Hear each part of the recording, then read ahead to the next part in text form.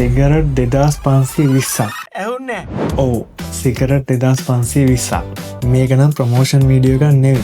Swiss student කෙනෙක් Perth airport එකට ආපු ගමන් එයාගේ වීසා එක කැන්සල් කරලා එයාව ආපහු හරවලා යවලා. මොකද්ද වැරද්ද? එයාපෝට් ඩෙක්ලරේෂන් ෆෝම් එකේ එයා ඩික්ලෙයාර් කරලා තියෙන්නේ සිගරට් 25කටත් අඩුවෙන්. හැබැයි ඇත්තටම එයාගේ බෑග් එකේ සිගරට් 2520ක් තිබිලා තියෙනවා. ඉතින් මොකද්ද රිසල්ට් එක? එයාගේ වීසා එක කැන්සල් කරලා ඒ වගේම එයාට 3 years re-entry ban එකක් වුණත් එන්න පුළුවන්. ඉතින් මට මේ පණිවිඩය ලංකාවේ ඉඳලා ඕස්ට්‍රේලියාවට එන්න බලන් ඉන්න ස්ටුඩන්ට්ස්ලාට දෙන්න හිතුණා. ඕස්ට්‍රේලියා එයාපෝට් රූල්ස් කියන්නේ ඒක ජෝක් එකට ගන්න එපා. ඔයාලා මොනවාරි දෙයක් ගේනවා නම් අනිවාර්යයෙන්ම ඒක ඩික්ලෙයාර් කරන්න ඕනේ. එක්ස්ට්‍රා සිගරට්, ටොබැකෝ, ඒ වගේම ෆුඩ් අයිටම්ස්, ඒ කියන්නේ මීට්, සීඩ්, ෆෘට්, ඒ වගේම ෆේක් ඩොකියුමන්ට්ස්, ඒ වගේම මෙඩිසින්, ඔයාලට ප්‍රෙස්ක්‍රිප්ෂන් එකක් නැති මෙඩිසින්, ඒ වගේම කෑෂ්.